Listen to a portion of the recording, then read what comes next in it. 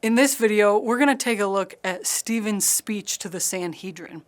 Stephen is being accused of preaching about Jesus Christ. Now, false witnesses said in chapter 6, verse 14, "For we have heard him say that this is Jesus Christ of Nazareth who will destroy this place and will change the customs that Moses delivered to us."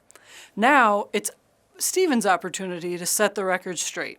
And he delivers a speech that covers the great men of the Jewish faith, all paralleling them to Jesus. He starts with Abraham, who is arguably the most well-respected, and then he moves on to Joseph, who is viewed in Jewish literature as one of the greatest leaders of the past.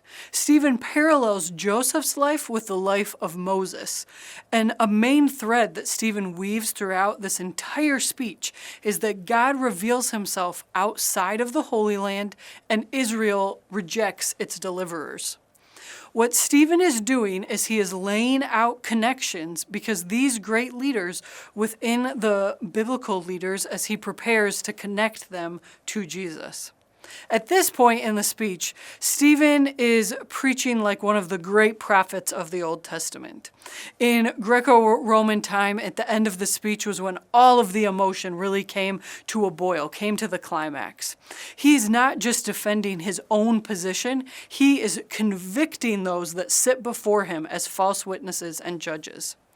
At the end of his speech, he calls them stiff-necked with uncircumcised hearts. Now, that is a pretty intense insult back in the time. By Jewish tradition, if you were uncircumcised, you were cut off from the covenant of God. So Stephen couldn't have gotten any clearer or harsher with his words, that the Sanhedrin leaders were once again rejecting a messenger from God. Now, pause here for a second.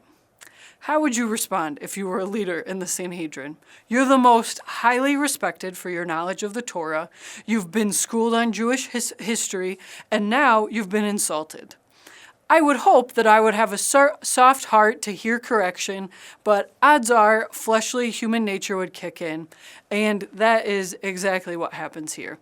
If we look in chapter 7, verse 54, this would have been quite a scene to witness. The leaders of the Sanhedrin start gnashing their teeth, covering their ears, yelling at the top of their lungs. They grab Stephen, drag him out of the city, and stone him to death. Now, remember from our last video that the Sanhedrin does not issue capital punishments, and they certainly don't do it themselves. So they are operating outside of their scope. They let their rage and embarrassment take over. Now, verse 59 says, "And as they were stoning Stephen, Stephen, called out, 'Lord Jesus, receive my spirit.' And falling to his knees, he cried out with a loud voice, 'Lord, do not hold this sin against them.' And when he had said this, he fell asleep." Now, if you've read the death of Jesus, those words might sound a little familiar to you. Stephen followed his rabbi.